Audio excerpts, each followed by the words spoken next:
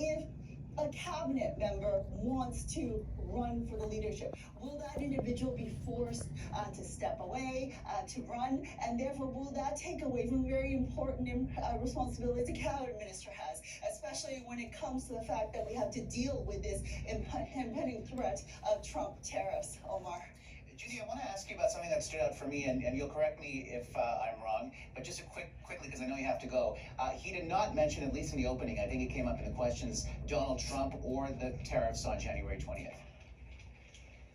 He did not mention, he talked specifically, he talked more broadly about that it was a crucial moment, that he no longer, he couldn't fight these internal battles as well as being the standard bearer towards the next election. So it's clear that he believes that perhaps he's giving some stability, but the question is, will the Trump negotiating team want to speak to someone who is basically a lame duck prime minister at this point? And also there's the question of, will he want to negotiate with a party that could lose in the upcoming election, which could be called once the House resumes, once prorogation is off, and all parties will decide to vote no confidence. Omar. All right, Judy Trin outside Rideau Cottage. Thank you so much, Judy.